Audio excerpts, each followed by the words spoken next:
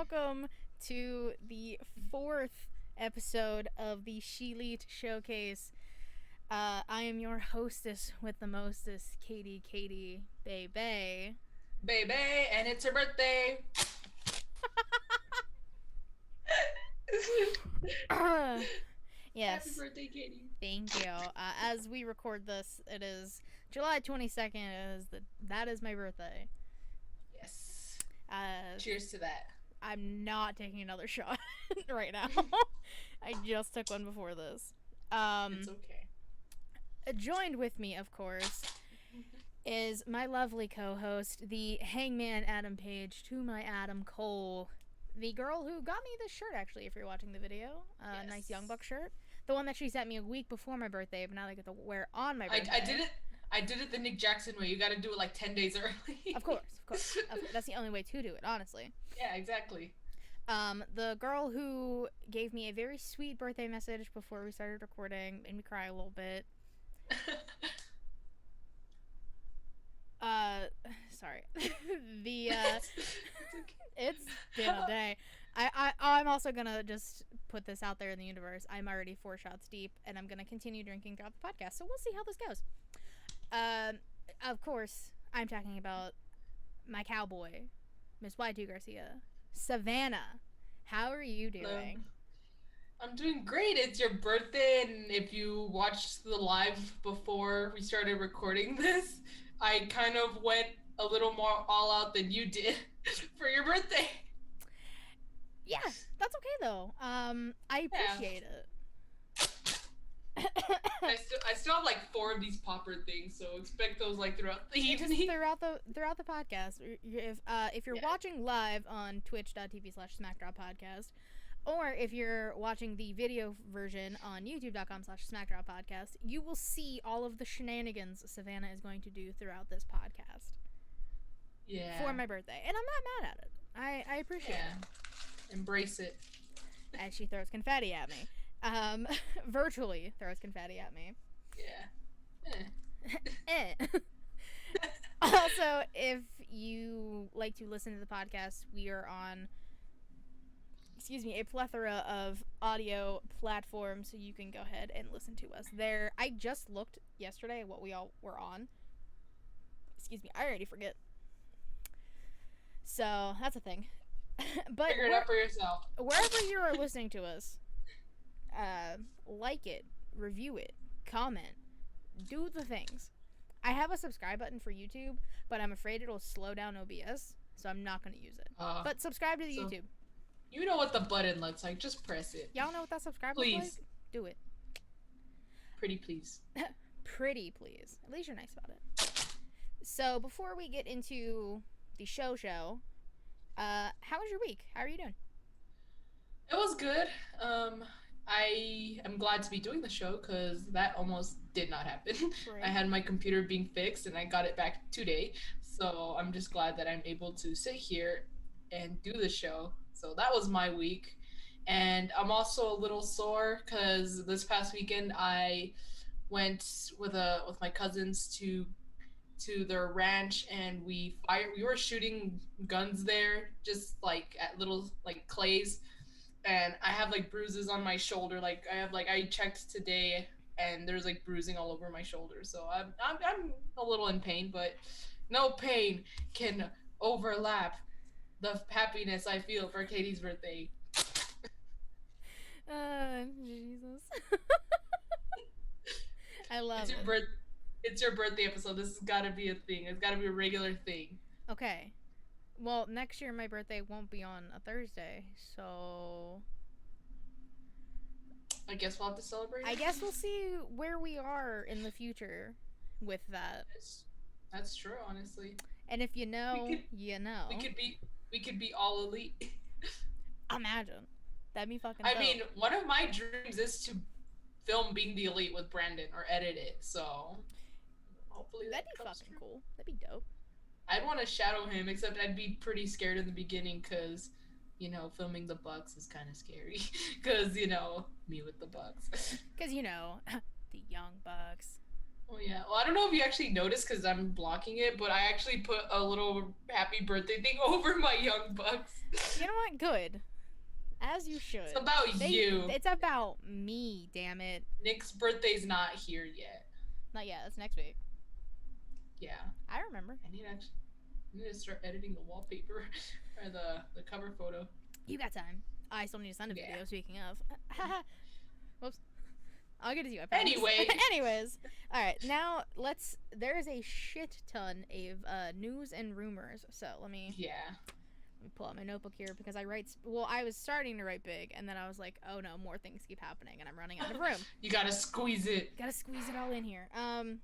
So, Mickie James showed up at Slammiversary, and basically gave the invite to Deonna Purrazzo, the Impact Knockouts Women's Champion, to show up at NWA's pay-per-view Empower.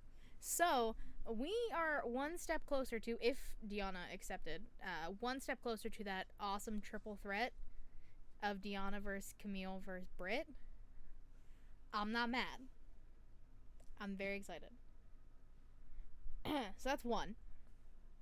Dana Brooke is pregnant. That's number 2. What? Oh, that's why Mandy's You literally didn't know that? I did not know that. That's why I was so confused when Mandy showed up in NXT. I'm like, okay, I mean, she was in this tag team with Dana. Yes. What's up with all these women wrestlers getting pregnant when they're about to get a push? So, Dana, posted on her Instagram, week 1, and it was, a little pregnant woman emoji. And everyone's just like, what?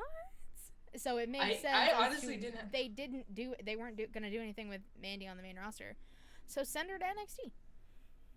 I mean, better than burying her. Facts. But this is the thing, though. Now WWE is one less tag team. Mandy and Dana were kind of one of the few tag teams, not only in existence in the WWE, but that were being used. So now what's gonna happen? Now that Dana Brooke is pregnant and gonna be out for a while.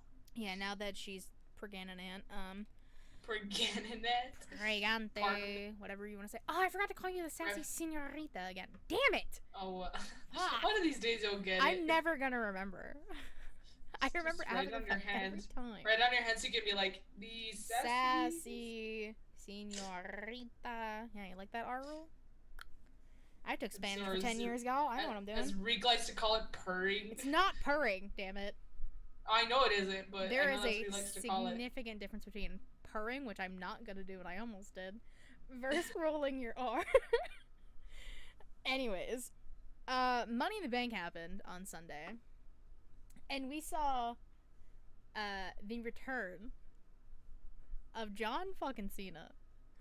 Yes, and we did. The 10-year-old in me lost her shit. I teared up. I knew for months that he was coming. I knew for months he was coming back. I just wish it wouldn't be at the cost of Edge losing the title. I know he was gonna face from. It's okay. I wanted Edge to win, and then everybody did, but now we're gonna get a banger match between Edge and Rollins. I was gonna say that was kind of a good way to make it up because I was really upset when he lost. I was really upset. I did horrible in the Money in the Bank predictions this yeah, time you didn't around. do too hot. I did pretty good actually. I did. The tables have turned. I was nice to you for your birthday. Thanks. Thank you so much. You're welcome. Along with Cena returning, we also saw on Monday Night Raw the return of Keith Lee. Love that. And Bill Goldberg. Oh, yeah. Yay. Give us that little.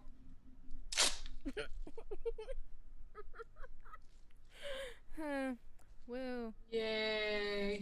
But we also saw the debut of Karrion Kross on the main roster, and people are pissed that he lost Jeff Hardy. But here's the thing. Here's some reasoning.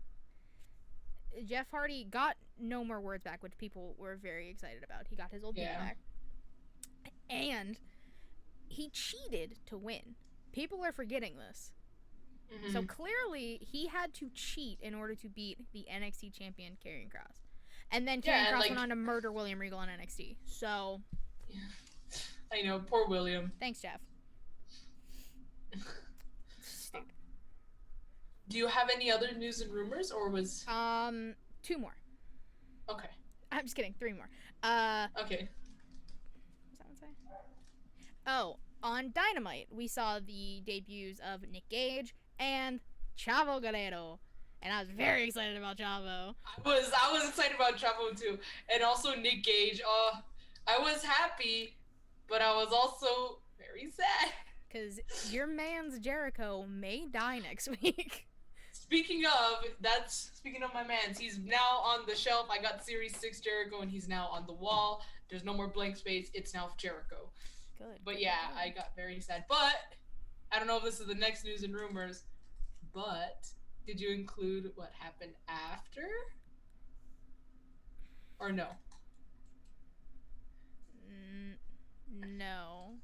Okay, well, if you guys watch New Japan, or even in the very beginning of AEW, the Painmaker, which is his New Japan persona that he brought, basically, if I'm wording it correctly, he said if basically a serial killer had a wrestling gimmick, the Painmaker is what that would look like. That's what he said in his book, okay? Those are his words, not mine. But that character, that persona, is back for next week against Nick Gage. Mm-hmm.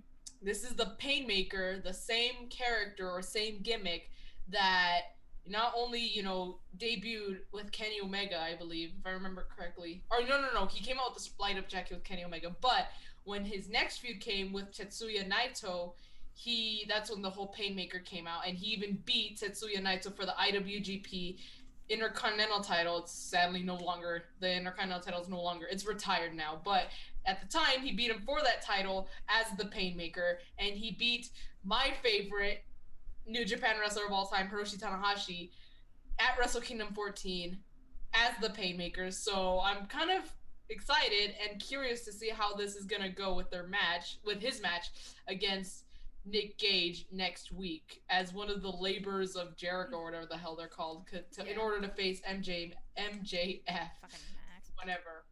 I have two more. Thunder Rosa, my birthday triplet, along with Shawn Michaels. Shout out to HBK. Yes. Has officially signed with All Elite Wrestling. Yay! That gets a ton.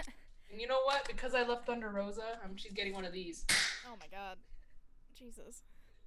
And speaking of people signing or potentially signing with AEW, Yes. It has been highly reported and rumored that both Daniel Bryan and CM Punk have signed with All Elite Wrestling, AEW. Now, I have seen so many times that it is a done deal. As much as I believe that, I personally will see it when I believe it. I believe the sources, the majority of them. Like, there's a few sources that I agree with, one of which is in the chat. Others are kind of bullshit and I don't really trust them, and I haven't for a while. Yeah. So I trust the sources. It's just I'm the type of person I need to see to believe it. Again, all the reports of Cena coming back. I knew it was gonna happen.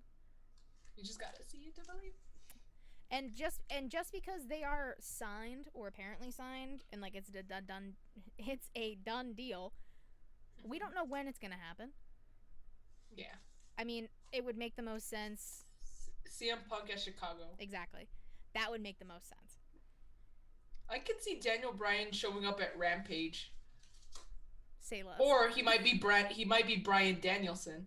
He might be. I don't know what he will be. CM Punk is gonna be CM Punk. Oh yeah, obviously. He's not allowed to be anything else. Daniel Bryan debuts at the New York show, according to my source in the chat, Reek. That's a good one. I don't even. When is that show? Do you know? No. All I know is that I go September 22nd, or maybe that's the Chicago show. I don't fucking know. I don't know. I don't. There's too many things for understand. That's all of my news and rumors. Did you have anything? We did talk about this earlier. Yes. At Slammiversary, This is getting another sad and a little because if you know me, I'm not the biggest fan of this person, like at all. But the Switchblade Jay White is back, at least in wrestling, not in NJPW, because I don't think he's shown up in NJPW yet. But he has been MIA for a little bit. He's been doing a bunch of meet and greets and stuff in Florida. Mm-hmm. And he also showed up at Slammiversary after Kenny Omega's match Yes. against Sami Callihan to defend the Impact title. And he came back, and again, but he has been missing. I feel like he got kidnapped, but he was gone for a while. He won the Never Openweight Championship from Hiroshi Tanahashi, Yes. which I was very upset about, Mm-hmm. at Wrestling Dontaku, which is in early May. It was like May 3rd, and he has not been. He was like at a couple shows afterwards, but since for a while, I think since like late May, he hasn't been on New Japan at all. So people were starting to think, well, shit, what's gonna happen? Is Switchblade gonna go to WWE? Is his contract expiring? I don't know what's gonna happen. I honestly don't care what's gonna happen. I don't like Jay, but I can honestly see, because I know him and Gorillas of Destiny, Tamatonga, and Tangaloa. More specifically, Tamatonga. He's the shit talker. Mm-hmm. They've even teased, like, I know Tamatonga and Finn Balor tweeted at each other. Finn Balor said, like, oh, I'll see you soon, and then Tama replied, see you soon. Mm-hmm. So I can Mm-hmm. only imagine or think that they might be going to WWE soon, and I think the reason why Jay is in this feud with Kenny Omega is Kenny might be winning the Never Openweight Championship from Jay White. Which, I would not listen, be upset. Savannah, I know you love Kenny, but this belt collector thing, he's gotta he's gotta drop a title. Here's the thing. Hold on. Let me continue really quick. Okay. Because I there is a bunch of people who are saying, well, he's just holding the belts. He's not doing anything to them. Well, not only is he bringing views, no offense, without Kenny, there would be no views on Impact, or at least they would not have the numbers that they have now. But it's true though. I'm not saying, like, I'm not even joking. The first time when Kenny won the AEW championship and he showed up on Impact that Tuesday, because it was on Tuesdays at the time. Mm-hmm. They talked about, oh, Impact has had the highest numbers like in like this many years. I'm like, that is so sad. But Kenny brings the people. He's Kenny Omega. So that's probably why they keep the belts on him. But the belt collecting thing is probably gonna have to continue. And what better way to beat the guy who beat him for his IWGP United States Championship, Jay White? Kenny has, Jay White beat Kenny for his title. So how good would it feel for Kenny if he beat Jay White for his title? Have the Never Openweight Championship, and then this is when Hangman wins the AEW Championship from Kenny. I think that'll be the beginning of the end. That's when the belt collector begins to fall. Should happen. I think it needs to start with Hangman. Once Hangman beats Kenny's ass for the AEW World Heavyweight title, whatever the fuck it's actually called. Downfall of Kenny. Like, Kenny's gonna have like a big villain arc with that.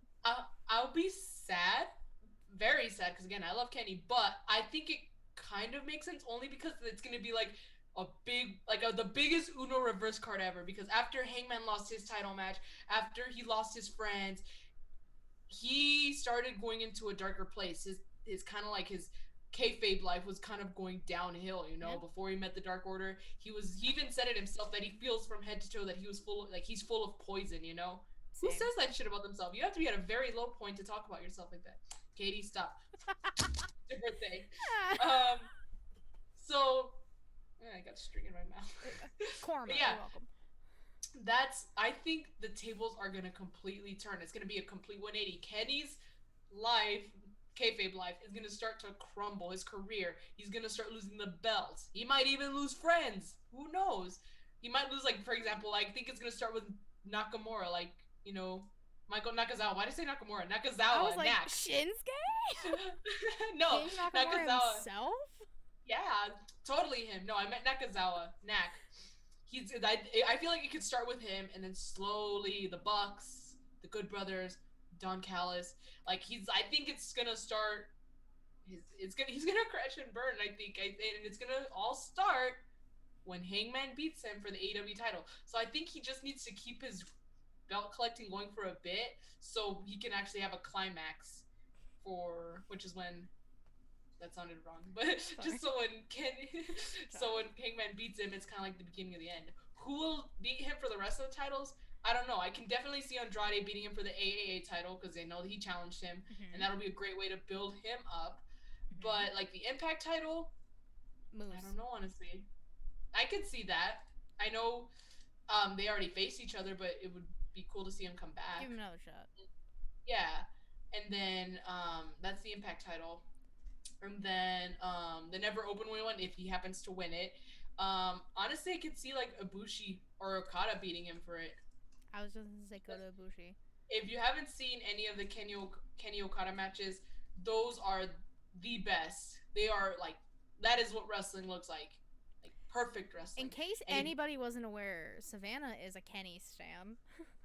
And a New Japan stan, if you haven't.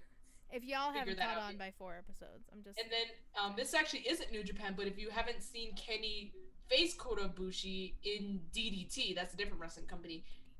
Really fucking fantastic match. You should go watch it. So that's why I think if Kenny happens to win the Never Openweight title from JY, Ibushi or Okada taking the belt from him would be a great, like, it would be nice. And I know people want to see Okada and Kenny like again, and I know people want to see Ibushi come and confront Kenny. So it would be very interesting to see what happens. But I guess we shall see.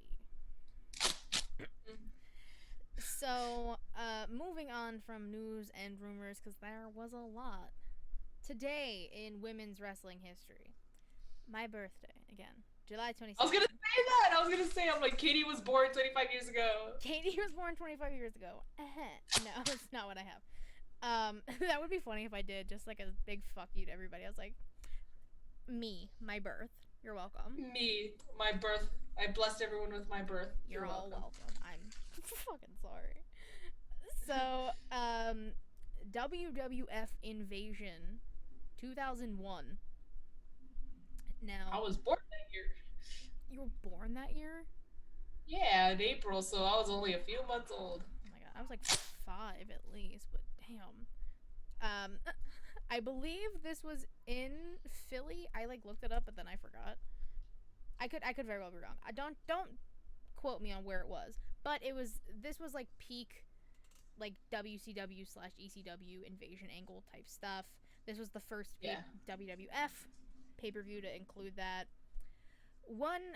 And each match included someone from WWF taking on someone from WCW/ECW. This match, now, I'm very curious to hear your opinion about this because I have questions about it. Okay. It was Trish Stratus and Lita defeating Tori Wilson and Stacy Keibler with Mick Foley as the special guest ref in a bra and panties match. Now, that's kind of why I brought that up. Now we haven't seen a bra and panties match in WWE. Oh god, in years. I couldn't tell you the last time we saw one. Is it bad that I'd want to see a men's bra and panties match? I mean, we've seen a men's evening gown match.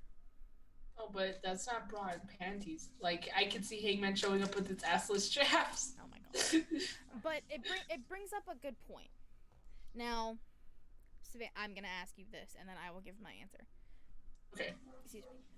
As a woman who watches wrestling, how would you feel? Excuse me, I keep like burping as the shot's coming back. As a woman who watches wrestling, how would you feel about seeing a bra and panties match in 2021? I don't want to sound like a Karen and say, "Oh, I'm offended," but like it would be very, very shitty to say the least, because it's like we're well into, the 21st century. We're this far ahead. Wrestling's been here for many years now, and you're still like, if things had never changed, if there was no women's evolution, it's like you're still doing this. It would make me feel like, what's the point of women even watching if this is how women are gonna be treated? Okay. on the product.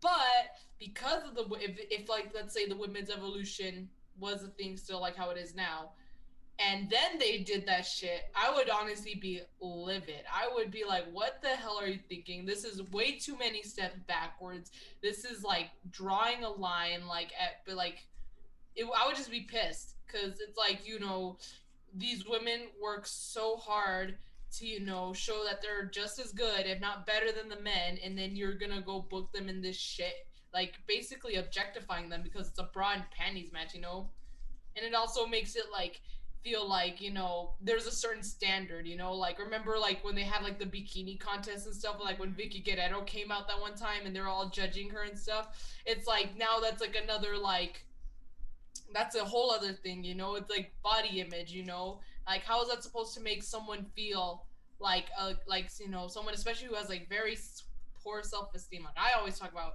how you have shitty ass self-esteem. So imagine like it's like this is like the standard of what it takes to like make it in the wrestling world. You gotta look like that first before you even have the talent. Mm-hmm. So that's just my take on that. Okay. Now can I give mine? Yeah. Okay. No, you cannot. Well, it's my show and it's my birthday, so I will. I know, but like you asked like it's like my choice. Like what am I supposed to say? No? I mean, you could, but I would just overrule you. And I would never say no like intentionally because I know you just said no now, but intentionally I would never say no. So I hear everything you're saying. I agree with it for the most part. Now, this may get me in trouble. I don't know. We'll see what happens when this airs. For certain characters, i.e., Carmella, Eva Marie before she like came back, characters like that, they over sexualize themselves. Carmella calls herself the most beautiful woman in WWE. Things along that nature. If it was the women's choice, and I'm going to say that again, if it was the women's choice to do that match and they weren't forced to like they were back then, I would have no issue with it. As long as the women were 100% okay, it was more or so their idea, and it helped that specific character, I wouldn't necessarily have an issue with it.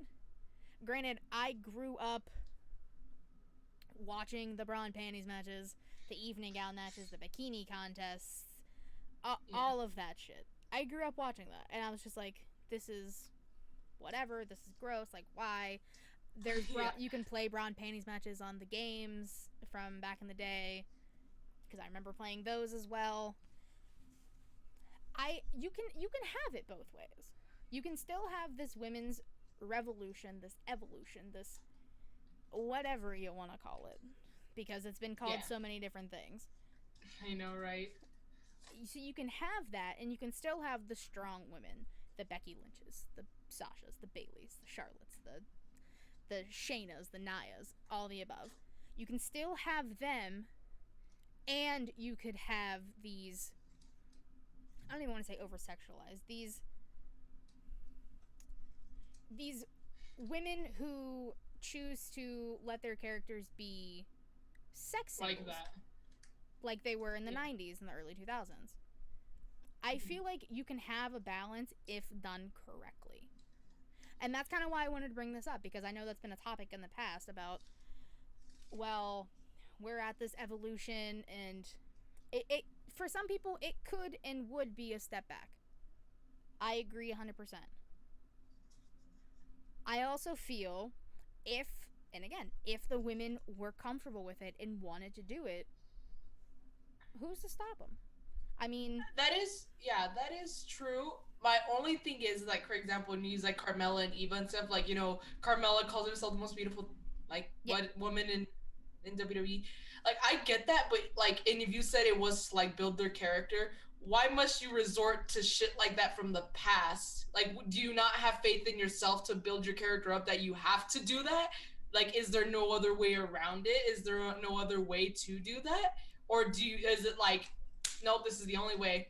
Or you just not want to put the effort, or you just don't want to find out what works? Like, why? Like, I guess my question is, does it have to get to that point, or why must it get to that point? It should like I feel like there should be, especially nowadays, there should be roundabout ways to get to like building your character, even if you are like the most beautiful woman in WWE, or even if your character is like to be like revealing and like a sex symbol. You shouldn't have to resort back to what the women are trying to fight to get out of to build your character up. It should take more. It should be, there shouldn't have to be going back to that. But if they're fine with it, that's okay. But I'm just, my thing is like it shouldn't have to be like that. You don't have to like, it should be like, I have faith in my character or in my ability to build my character, that I don't need to resort to things that most women were fighting to get out of because that's all they did, or that's all they were used for, or that's all they were liked for. I know I saw a comment saying that they got more views than you thought. Well, it's because they were in fucking bikinis, their titties were out, their ass was hanging, you know. That, I'm pretty sure that is a very good reason why it got like, it has a good part into playing why they got those views. Why do you have to, why must you show yourself in order to get the views, or to get like, you know, to build the character you want it to be? It should be like, you should build it yourself and try and find ways to not have to do that, because that's what most women are fighting to get out of. And so you can get the heat as a heel or the love as a baby face without having to do that thing. I feel like that's more powerful. I feel like that's better. You shows you're a better wrestler if you don't have to do that to yourself in order to build yourself up, or to get views, or to get people to behind you, or to get people to hate you. I feel like in this day and age, it's more of a half-ass easy way out to get you to where you want to be as far as your character. I mean, oh my god, excuse me. It's a vodka. It literally is the vodka. Um, Again, I hear everything you're saying. Yeah. There's also a way, for example, Twitch, the thing we are currently streaming on. There Yes. are a plethora of women who are choosing to use their assets, their sexuality, to produce content.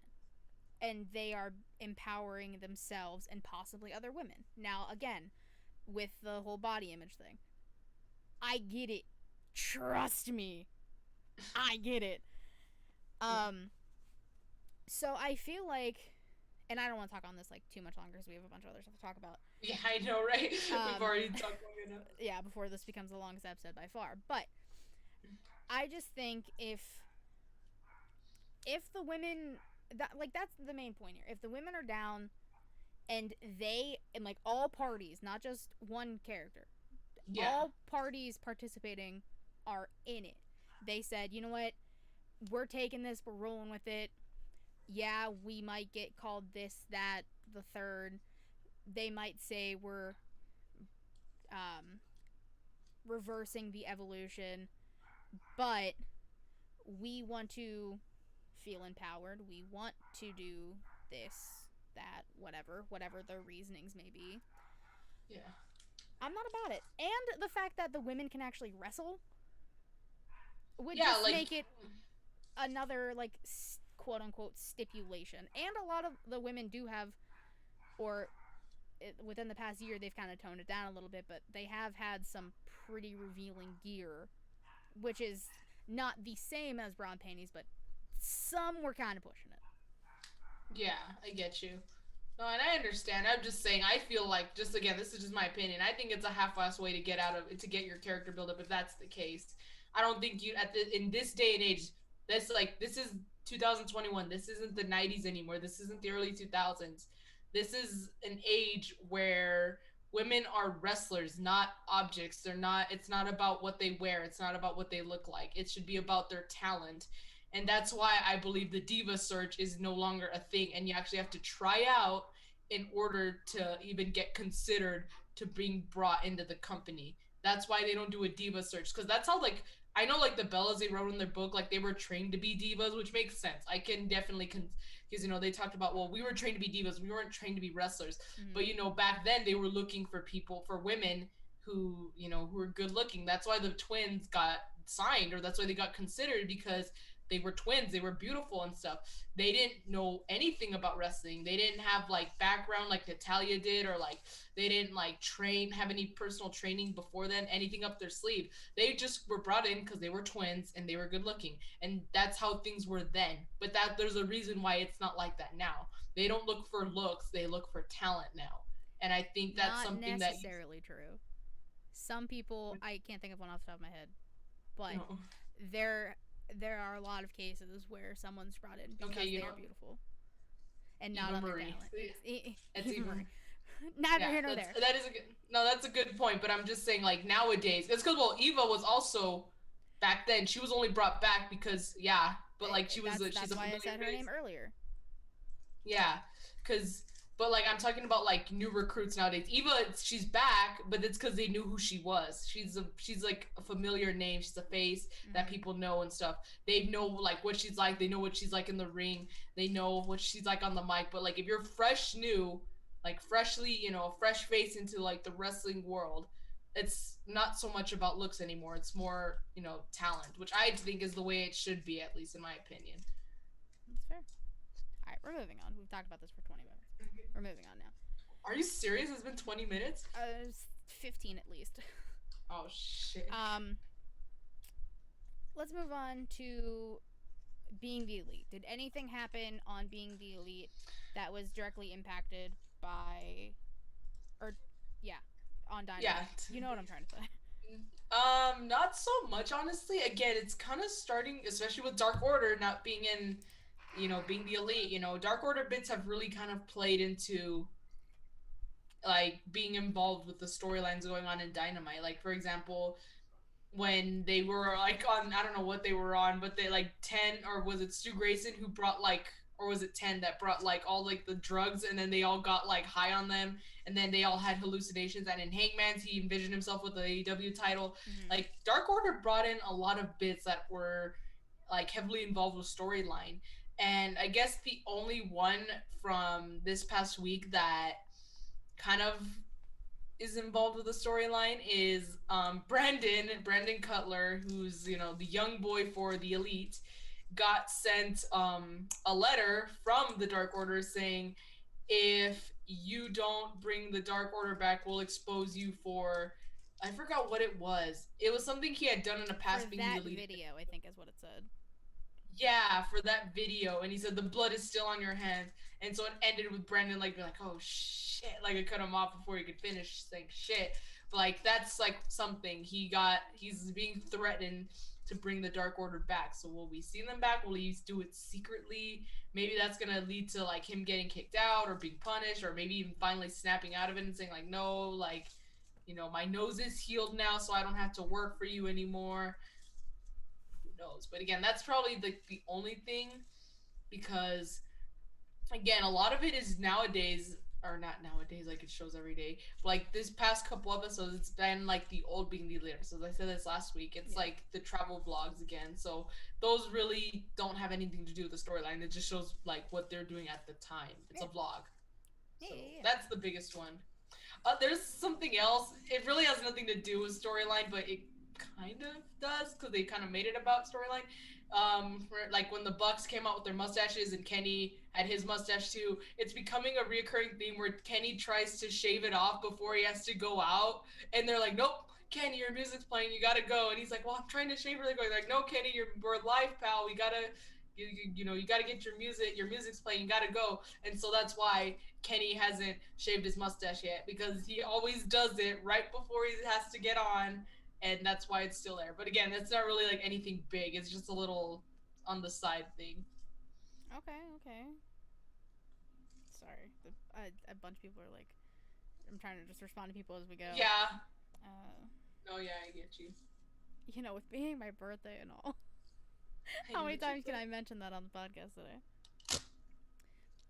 I really thought it was gonna make like the noise.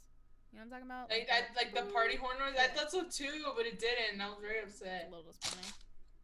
I found there was an actual party horn, but it's they're like, it's like the really loud ones, and I know that would kill everyone's ears. So I'm like, I'm not gonna get that. That might be a good call. Might be a good idea. Yeah, because it's like the one that you press, like kind of like an air horn, but it said party horn. So Sounds like she's cocking a shotgun. A little bit. It does. Oh my god, that's all I'm gonna think about now. I know. Oh god. Anyway, Okay. to dark elevation and dark. How many matches? Not as many matches as last week. So for dark elevation, 1, 2, 3, 4, 5, 6, 7, 8, 9, 10, 11, 12. Still in the double digits. Okay. That's okay. And then dark. And then dark was 1, 2, 3, 4, 5, 6, 7. They've All cut right, that significantly down. Did you throw confetti and yeah, cock your shotgun? yes, because that's for them being not having 17 matches and making you read all this on your birthday. Honestly, like, thank you. Also, I realized elevation is the one that's an hour. Yeah, and dark is the 2-hour one. I don't know if dark necessarily. Well, I mean, wait, what match? Oh, it's supposed to be 2 hours. I don't know if it was. I'll have to go back and check. I don't remember it being 2 hours because I just skipped through the video on YouTube to find out who won because they say it on Twitter, but just double check and see if I missed one. So the results for Dark Elevation. Dark Elevator. Dark Elevator. Eddie Kingston and Penta El Cero Miedo defeat JD Drake and Cesar Bononi, the Wingmen. Jungle Boy defeats Angelico. Red Velvet defeats Julia Hart. Lance Archer defeats Zachariah. The Gun Club, which was Colton and Billy, because Austin is still out, cheated and won against Brock Anderson and Lee Johnson, because there was a whole thing afterwards. See, this is what happens when you click through the video. You find stuff out. Yeah, you find something out. Frankie Kazarian, the Elite Hunter, defeated Baron Black, not to be confused with Baron Corbin or Malachi Black. Really quick, did you see his GoFundMe? He's actually legit. Oh yeah, he has a legit. Someone donated $10. It was probably him. He probably donated himself. I don't know what's funnier, that or I don't know what's funnier. If he donated himself, the fact that someone donated, or if no one donated at all. I don't know what would have been funnier. All the above. All the above. Okay, I'm just sorry. I just thought of that when you mentioned Baron Corbin. Luchasaurus defeated Fuego del Sol with a beautiful knee to the face. It was actually really cool. I watched that a few times. Tay Conti and Serena Deeb, which that was an odd pairing to me, defeated Vert Vixen and Jasmine Allure. I can't read my own writing. Powerhouse Hobbs defeats Lucas Chase. Hikaru Shida defeated Dulce Tormenta. Chuck Taylor and Orange Cassidy defeated Chaos Project. And Dante Martin defeated Captain Sean Dean. Okay, before you go, was that on Dark or Dark Elevation? Elevation. Okay, so before you get to Dark, I just want to do a quick shout out to Dulce Tormenta, right? Tormenta. I have to say it in Tormenta. I have to say it in Mexican. I have to say it with an accent because she is from the EP. She's from El Paso, so she gets a big one. Shout out to her because she's from El Paso and she made it on Dark Elevation. So, yay! Now you can go to Dark. Okay. So, for Dark, again, this was 7 matches, so way easier. The Acclaimed and Private Party defeat the team of Dark Order 5 and 10 and the Varsity Blondes. The Blade defeats Ryan Mantell. Abaddon defeated Promise Braxton. Thunder Rosa defeated Killian King. Wardlow squashed, I dropped my pencil, Chad Lennox. The Bunny defeats Big Swole because saw that Diamante came out. Started some interference and all that shit. Yeah. And Dustin Rhodes defeats Aaron Solo because apparently he lost the W at the end of his name. Oh, really? Apparently. I don't know if that's actually true or not, but...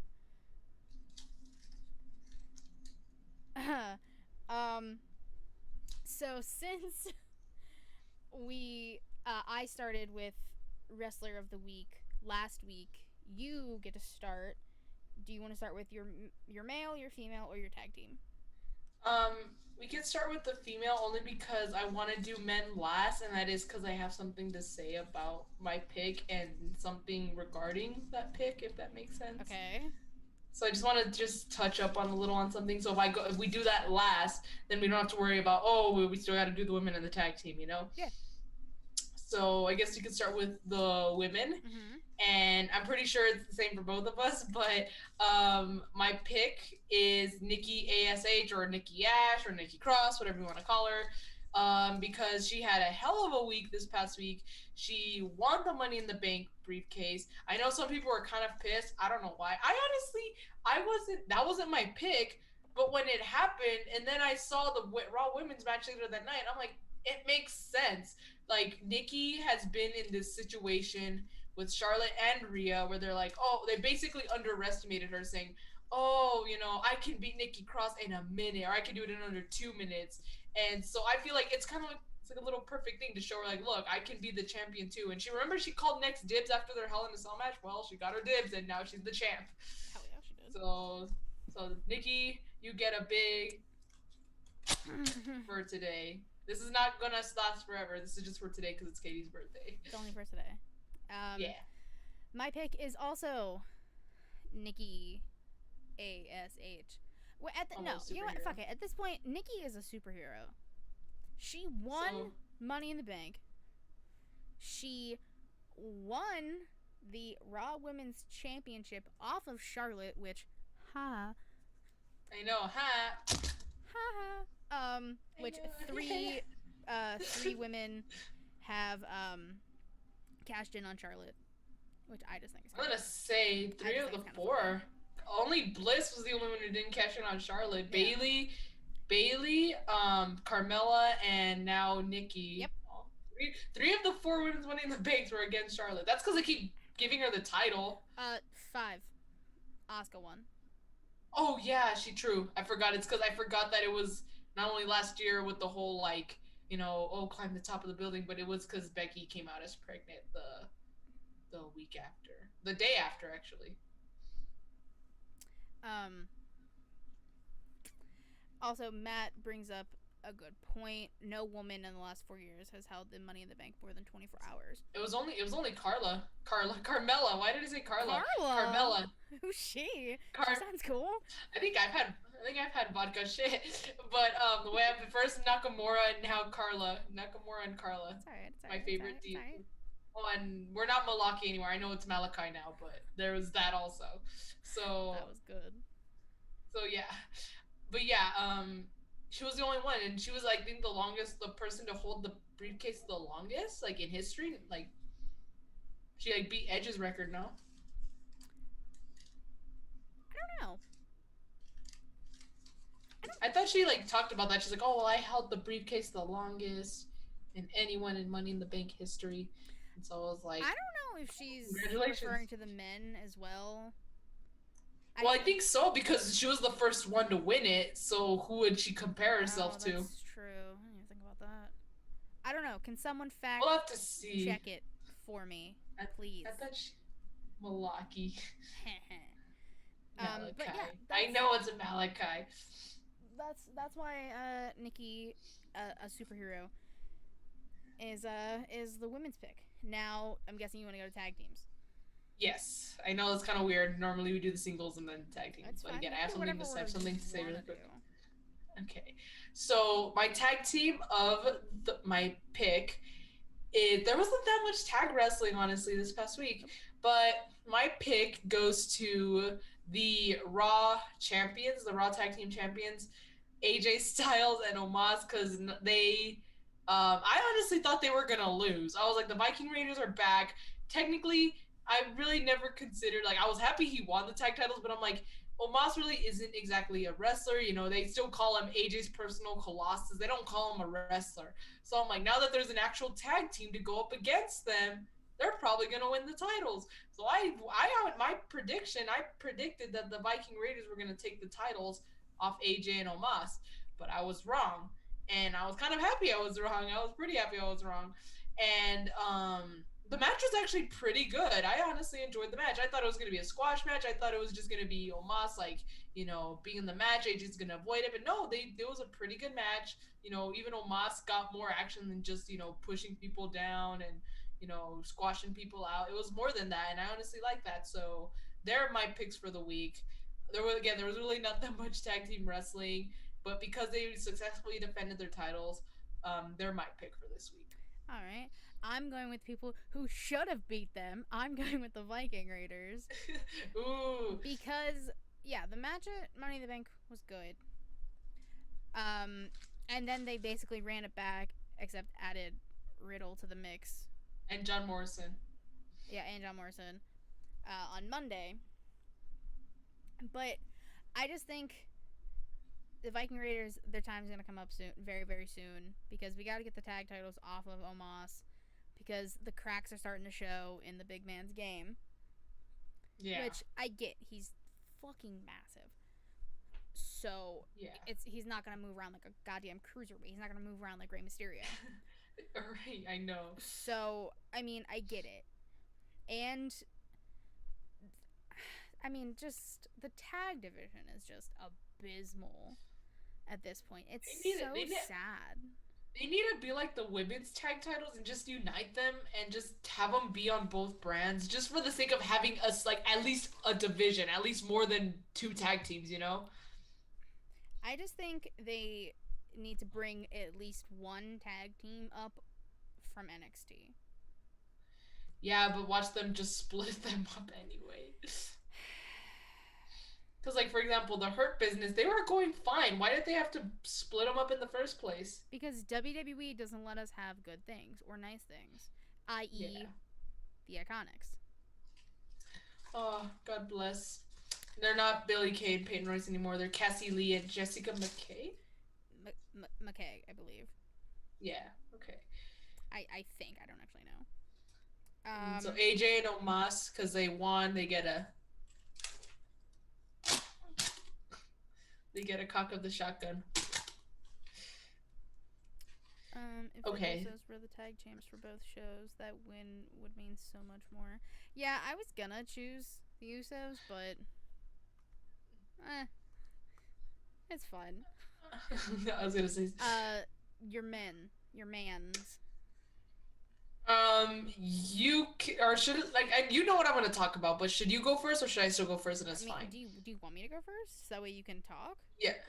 Yeah, go ahead. So then right after we can just move on. Okay. I'm gonna be brief though, I promise.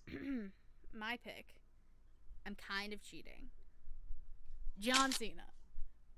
Yay! My man came back after so long, it seems. He called Roman Reigns an asshole. He did. And it's true. Cena didn't have to say a damn thing at Money in the Bank. He really just said, and that was it. And the pop was huge. Throw the confetti. Thank you. I don't have it, so I have to make Savannah do it. Thank you. Oh wait, you know what? Hold on, just for John Cena. Oh god.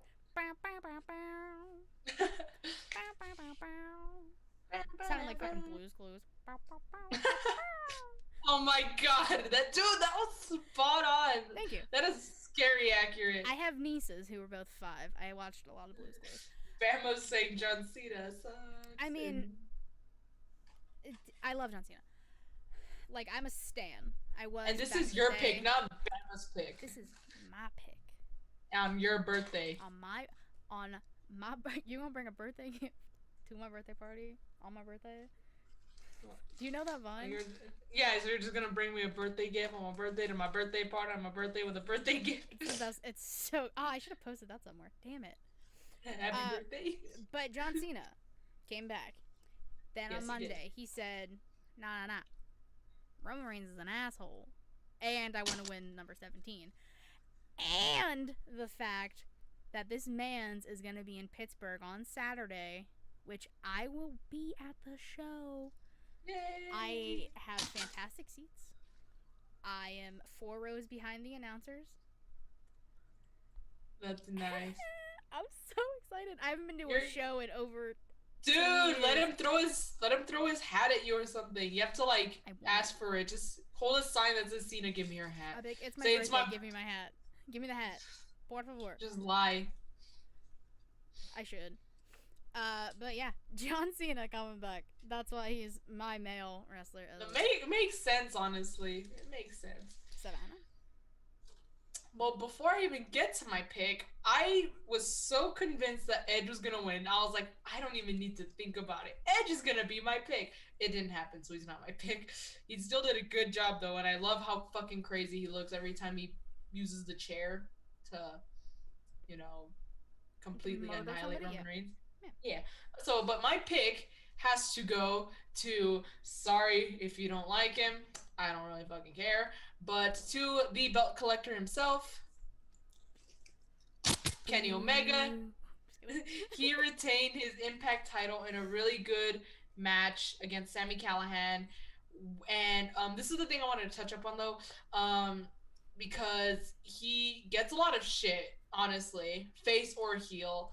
I believe he's left Twitter before. I don't think like the Bucks have, but I think he has left Twitter or at least stayed away from Twitter. Twitter is just very toxic, and I just wanted to touch up on that really quick because it made me upset. I don't care if you call it heel heat. I don't care if he's a heel, but I know someone had tweeted him a very ugly tweet saying that they wish that the spot where he got cut with a pizza cutter was in a more severe like area of his body where that could potentially lead to worse things, basically wishing death upon him. And it was a very ugly tweet, and I just think that it was very upsetting, especially as a fan, because no matter if you like someone or hate someone, you don't have to go resort to that to give heat or to just, that's just my opinion. You don't have to go that far, that extreme, just because you don't like someone.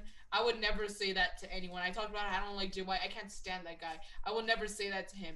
I can't stand Eva Marie. I would never say shit like that. But that's just me. I know some people think it's heat. I know some people think, well, he deserves it. I don't think no matter if you like someone or if you hate someone, you should send that kind of negativity towards people. Because if Kenny wasn't, I'm pretty sure he's used to it. But I guess it kind of hits hard only because it's shit like that gets people killed, and that's why kind-hearted people like Hannah Kimura are no longer with us, because some people can't handle it, and you don't know if people can handle it, because on the outside they can seem like, you know what, yes, they can handle it, or they think, you know, they're trying to be strong on the outside, but on the inside it's probably killing them inside. And that's exactly what it was like for Hannah Kimura. She was, you know, getting a lot of shit. When her 1 year anniversary of her death was coming up, I kind of did more research, and like she tried to stay strong. She tried to get past it. She still tried to compete despite the hate she was getting over a reality TV show, might I add, that she was on. That's the reason why she got the hate in the first place. It was over some situation, and it just became too much, and she committed suicide because of that. So I'm not saying Kenny's gonna do that, but I'm just saying not everyone is like strong enough to handle it. Some people hurt more than others, and some people it just becomes too much. So I just would like, why say something like that? Because you may think that it's okay, it's just heat, or they can handle it. This is what they signed up for. When in reality, there's people who can't handle it. There's some people where it becomes too much. You know, it's something that I think is just a big issue. And Kenny Omega is just an example of someone who gets that much heat when there's so many people who get it too. And I don't think it's okay for anyone to get that kind of hate or negativity or just ugly, harsh words sent at them because they don't like them. You know, you don't have to like someone, but just keep that shit to yourself. No one asked for you to say that. No one asked for your opinion. So if you want to say you don't like someone, fine, go ahead. But if you want to like wish death upon someone or just wish very harmful things against someone just because you don't like them, like maybe you need to check yourself first, because that is something that no human in their right mind should want to send to another human ever. Because again, there's people who can handle it and there's some people who can't handle it, and you don't know just based on what you see from the screen, just based on what you see on the outside, because that's just the tip of the iceberg of something that could be a lot more deeper than you think. So why risk it for heat or for because you don't like them? It shouldn't have to be like that. So that's just what I wanted to touch up on, because again, it just hurt to see that, and I don't know if he saw it. I hope he didn't, but if he did, like, I just hope he knows that behind all the heat and behind all the hate, there's still many people who love him, but some people don't remember or realize what they have because they're too focused, they're too invaded with the negativity. And I guess maybe it also hurts me because again, I've gone through shit like that myself. So it kind of hits me different. It kind of hits me on a personal level. So maybe that's why I'm, you know, if I feel like I have to say something, but I think it's just something that should be, I guess, I shouldn't have to say, I feel like. You know what I'm saying? Yeah, I get you. I get you. Don't worry. Yeah. I mean, the main takeaway is just if you're gonna tweet negativity at anybody, careful with your words. Main story. That's words hurt, words kill. That's all I'll say. I'll leave it at that. Yeah. And we're gonna move on to a happier topic. Yeah. I'm gonna have to put some kind of trigger warning on this. Oh, I'm sorry. I can edit like a trigger warning for you or something. That's alright. I can. I'll put it in the description. Okay. Question of the week. Last week it was what fan chant participation is your favorite, etc., etc. The majority of people I saw, the answer was holy shit, which makes because you get sense. to cuss. Yeah, anything that you get to swear with, cowboy shit, holy shit. Yeah. We ain't getting monetized. Bullshit. Yeah. I know. Fuck you, Cena. Yeah, that was from ECW. I've done quite a few. There's another one I think. There's fuck you anyone. Like I know when Roman beat the Undertaker at WrestleMania, there was chanting fuck you Roman. Oh yeah, there's quite a few of those. Yeah. So for this week, this is another one from the Instagram. I have a screenshot of it from L underscore. Fuck, I can't read. It's okay.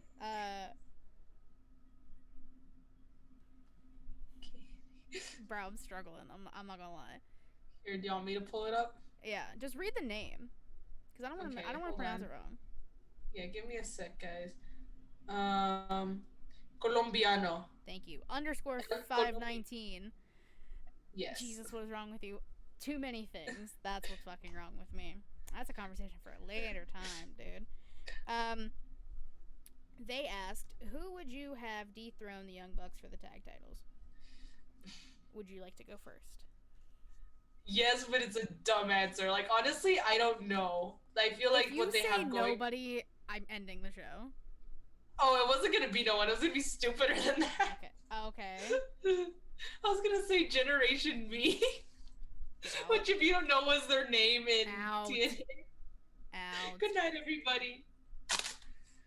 But, okay, in all seriousness, though, not Generation Me. Honestly, it's hard. It really is. Like, because first of all, I'm a fucking Young Bucks mark if you haven't seen the wall behind me, but, so yeah, maybe it's just because I don't want them to lose, but, like, who could beat them at this point, especially with the especially, like, after, like, Mox and Kingston? It's like, maybe the Lucha Bros? Maybe? Like, I know they've had really good matches with them. Nick and Ray have had really good, like, one-on-one moments together, so I would like to see another match of that. Well, I know I talked about earlier how Guerrillas of Destiny could be going to WWE, but it would be cool because Tama Tonga talks a lot of shit, especially at the Young Bucks lately. So it would be cool to see them come in and take the titles from them. So I guess I would have to go with them. Guerrillas of Destiny. They've talked shit on Twitter, so maybe they come and back it up. True. Now, one of the obvious answers could be the Lucha Bros. Yeah, that's why I wanted to come up with something else. But I'm going with Santana and Ortiz. Ooh. Give these men the titles. I don't give a fuck about FTR. Lucha Bros. They already had their run. Yeah, exactly. FTR had their run. Lucha Bros are badass. I mean, I have a. It's really hard to tell. Oh my god.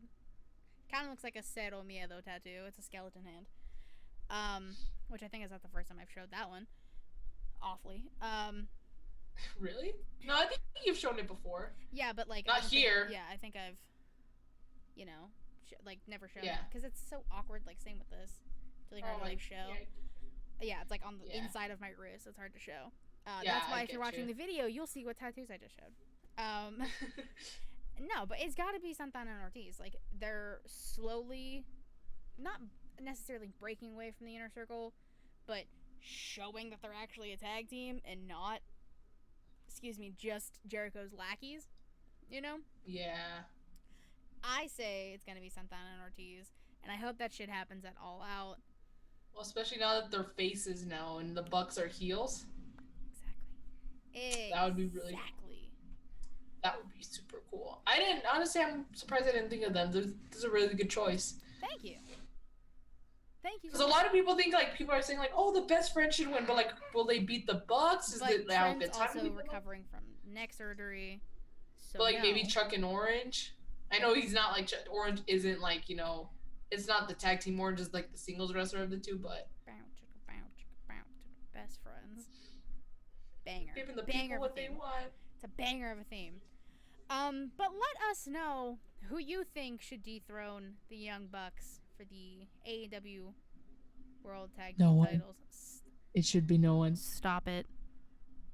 I hate when you make me do this. Stop it. Okay, I'll stop. But it should be no one. Okay. Well. I'll give that a win. For my lovely co-host, my hangman, I am the birthday girl, I guess. Yes. Woo, for I guess you. As she throws more confetti at me. This has been episode 4 of the ShElite Showcase. She's gearing and ready to go. And we will see you next week. Oh no, I broke it. Ah, she soiled it. Do another one. Do you have another one? Say it again. I don't even say it. And we will see you next week. Hey. Yay!